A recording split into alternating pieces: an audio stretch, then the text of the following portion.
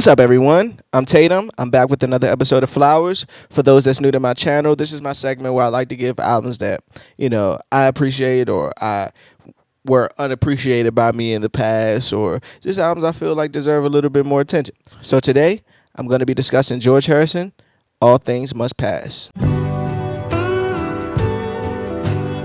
All Things Must Pass is one of those albums to me that, if you haven't heard it, it's one of those albums to me that I think it's slept on. I really do think it's slept on compared to the other solo Beatle albums, such as, Paul McCartney's or John Lennon Imagines or Plastic Ono Band or Paul McCartney's Band on the Run or Ram or McCartney and like things, Tug of War, things of the nature that I think they get more praise for solo acts. But I think the debut album of George Harrison, I think it's probably the best post-Beatles album of any member. And I could just be on an island by myself with that. And I'm happy to be on that album by myself with that, as long as I get to play this album. But this album was composed of songs from 68 through 1970. It dropped at the end of 1970. And a bunch of the songs actually were songs that the Beatles rejected. Like Paul and John just, I don't know, I guess they felt like they were just so superior to George that it was like, you can't even come close to what we can do. And, at the time I could see why they would have that cockiness and arrogantness, but it was kind of a blessing in disguise because he had so many great records. This album is like a double disc, triple disc album of just a lot of material that's well produced, well thought out, well written, great vocals, great guitars, great just everything is just great about this. There's hardly any slumps in the whole double disc, which is alone, if you know anything about double disc CDs, is always like it's always cracks in there. But to me, this album is flawless. Perfect word. I could just sum it all up. It's just flawless. So I wanted to give it some flowers. I wanted to touch on some of my favorite songs. It's a double disc album, so I can't run through every song, but I'm just gonna run through some of my favorites, some things that stood out to me, and that's pretty much it. So let's get into it. Like I said, the album dropped in 1970. That's after Let It Be. Triple album. I think the third disc, probably, it didn't have that many songs on it. Again, the songs were recorded and made up from 68 through 70. It was co-produced by Phil Spector, Bob Dylan writing sessions, Eric Clapton. Like, it's so many great names that came along with this album, and I think George Harrison just shined. Like, this was just like a shining album. The cover is amazing. I just love that cover. He's just sitting on the stool, the stump with the rain boots on and just chilling. I even like the colored version of that. Like, it's just a dope album cover. And just the whole idea of All Things Must Pass is just amazing in itself. The album starts with I'll Have You Anytime. And that song is just so smooth. It's sexy in a way. Like, let me in here. I know I've been here. Like this, that, and that guitar. Let me know you. Like, it's just so, his voice is so perfect for those kind of records. Just those subtle, peaceful kind of sounding records. That's the only way I could put it. Like, his voice is just, it's like an angel in a way. Like, it's so calming when you listen to George Harrison. That's one thing, quality about his voice that's just amazing, that I don't think got enough shine within the band. Obviously, towards the end of the Beatles' career, they allowed him to have a song here, 2 songs there, maybe 4 songs on a White Album and things of that nature. But his songwriting was just, it was just getting so great. And again, most of the songs on here were given to the Beatles. Like, here, these are songs that we should sing. And they're just like, no, which is crazy. The beat switch at the pre-chorus just adds a whole nother layer to the record, a whole nother dynamic to the record. I just love the way that song just opens the album. And to think, when I was listening to it in my early 20s, I was just taken aback, man. Like, it was just so great to start the album with that.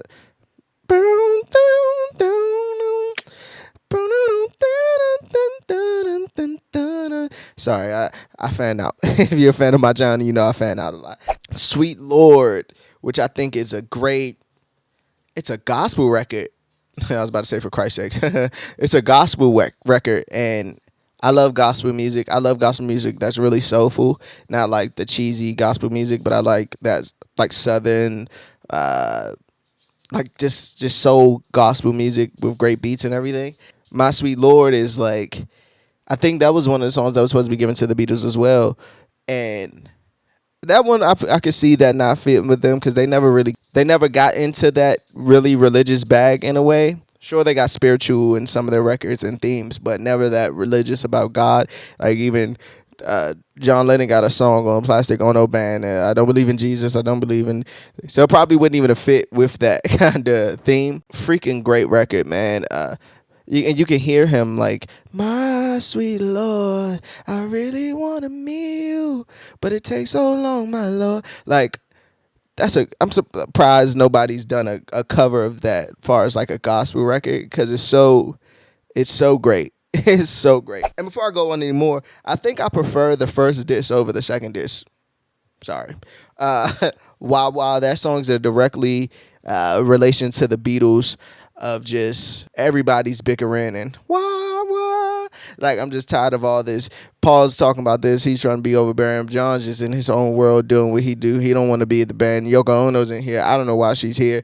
Everybody's just talking and everybody's talking that wah. Nobody's listening and we're not even progressive as we once were, and a brotherhood as we once were. And it's kind of funny that Wawa leads into Isn't It a Pity, which is just like, man, that's just a sad record. Just to see like, it's like kind of long winding road in a way, but I like it a little bit better. It's just that it's just like, man, this is really a pity. Like, look at where we came from. Look how much we contributed to life and to each other's lives, and now we don't even we don't even know how to love each other anymore. And that's a song towards his fellow band brothers, but I also look at it as a life song, like just society. Like, isn't it a pity, like how we break each other hearts and cause each other pain and just do selfish things towards each other, that it's just not worth it in the end, especially to see where we came from. You know what I mean? I love that record. I'm sorry, I just drifted off for a second in the thought, but I really love that record, man. Like it's really one of those. What Is Life? Another great record. And I guess if it was a vinyl, you would flip the vinyl. This would be the first record on the other side of the vinyl, and it's kind of great because it's a very uplifting, upbeat kind of record compared to Isn't It ended off with Isn't It a Pity. I love the way this album was sequenced. Oddly, it reminds me of some like that old Motown feel to it. Listen to it if you don't hear it. Listen to it after you look at this review. Obviously, don't cut this off. It gives me that old Motown feeling, and I'm just a fan of the old Motown sound. And it's probably the first song I heard from this album just as a kid, like younger. I'm pretty like it sounds like I heard this in a movie or a TV show or a commercial somewhere. Like it when I went back to it, it kind of like, I know this from some. I couldn't put my finger on it, but I'm pretty sure it was in a TV show, movie, commercial, something like that. The next song is If Not For You, which is a great love song. Again, I really love the first disc of this album. Great love record. I love the guitar, the bridge. It's just a great song to sing to your either your best friend or your love. Your love should be your best friend as well. But he says, if not for you, my sky would fall, rain would gather too. Without your love, I'll be nowhere at all. I'll be lost if it not for you. And it's just great poetry. Just simple as that. Great poetry. If not for you, bam, bam, bam. Not for you, behind that locked door. From behind that locked door. My favorite part of that, quickly, I'm not going to go too much into it, but when he's in the verse and he's like, so let out your heart, please, please. And from behind that locked door. And it sounds like he's just pleading in the way that the guitar switches in the back and the production changes. And it's just, let out your heart, please, please. It's just, It gets me every time.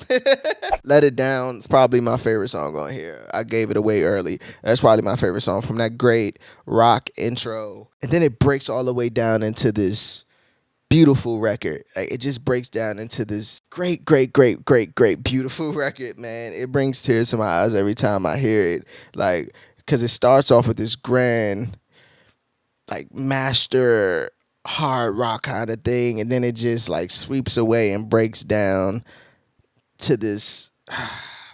It just breaks down to a great beautiful record. That's the only way I could describe it. That's my favorite part.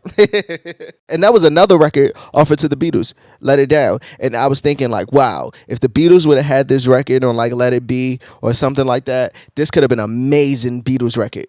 Like, amazing Beatles record. Like, I don't see how they didn't take this record. I really don't. I like, from the heart of me, it had to just be like, I don't understand. I really don't understand at all. Run the Mill, Beware of Darkness. Fucking great. This great record. Apple Scruffs, Ballad of Sir Frankie Crisp. The first time I heard that song, it was okay. Backstory really fast. I know I want to take up much of your time, but backstory. The reason I listened to this album or wanted to search for it is because I heard Ballad of Sir Frankie Crisp on How I Met Your Mother, and that's probably like one of my favorite sitcom shows of all time. And it was like towards the end of wedding scenes or whatever, and the song played, and I was like, "What the fuck is that?" So I did my Googles, whatever, found it, came one of my favorite songs, and it opened the doors to this album. So it's crazy. That's how great. That's why songs should be licensed and everything. That's why music is such a joy, because you hear songs on TV shows and things of that nature, and you're like, that's a beautiful record. I want to hear that again. Where's that from? And then it opened the floodgates to this amazing ass album for me. Waiting on You All Things Must Pass, the title track. Great fucking record as well. I dig love. I love dick. I love that record. Art of Dying, Isn't It a Pity, version 2. Hear Me Lord, another great, closed out gospel record in a way for me. That's the way I hear it. And that pretty much closes it up. I'm just going to stop at those, 18 records? I'm just going to stop at those 18 records. And yeah, this this album is just so fucking great. Let's get into my favorite songs. Best songs, I'm going to go with My Sweet Lord, obviously, Let It Down, and Isn't It a Pity. I told you I love the first disc more than the second, but it's still some great songs in the second disc. Beware of Darkness, Ballad of Sir Frankie, All Things Must Pass, I Dig Love, The Art of Dying, Isn't It a Pity Part 2, Hear Me Lord. It's some great records on that second disc as well. Worst song, Apple Scruffs. It's cool. I'm just not compared to everything else. That's always my excuse. Compared to everything else though? No. Best line, Isn't it a pity, isn't it a shame how we break each other's hearts and cause each other pain? How we take each other's love without thinking anymore, forgetting to give back. Isn't it a pity? That pretty much sums up life. That pretty much sums up just life. That line stands out to me to this day. Let's wrap this up though. In closing, again, marvelous, great record. To me, and I'll say this again, I know I stated it in the beginning of the video, but I'll restate this.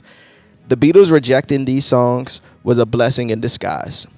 And I know at the time, obviously it's history, it happened way before I was born. And I know in the time that rejection had to hurt George Harrison, as like, damn, y'all my brothers, I look up to you guys. You guys grew me to be, I've been behind you guys for so long. Of course I'm going to become a great songwriter and things of that nature. And he just wanted a chance to shine and get his stuff off. But God was like, nope, we're going to save this for your album. And you're going to make the classic album. You're going to make an album that's better than any album they could put together after you guys break up. And I'm the ultimate root for underdog. I'm like, any underdog in any situation, I'm rooting for the underdog. That's just me though. And he knocked this shit out the park. Excuse my language for anybody who's watching, but I get passionate about music. And he knocked this record out of the park. And one thing I didn't mention as well is that his guitar skills and some of the riffs he hit on this album are fucking amazing. Sorry again. Are freaking amazing. And again, it's just an all around great album. If you haven't checked out George Harrison, All Things Must Pass, do yourself a favor and check it out. It still holds up to this day. To today, it still holds up to today. It still holds up to this day, and like I was just listening to it all week leading up to this. So, and it still felt great. And it came out in 1970. I was born in 1990. I shouldn't even be into this, but like I get, it's a couple songs on here that actually make my eyes water, and it's just a great album, man. So, George Harrison, here's your flowers. Rest in peace as well. Here's your flowers for All Things Must Pass. And I guess that's just the phrase in life. I remember I wanted that tattooed, like All Things Must Pass. It's just a mantra kind of thing in a way. But flowers for you for making a great album that we're still listening to this day. We still love. We still find appreciation in it. And if not for you. As always, though, I'm Tatum. Peace.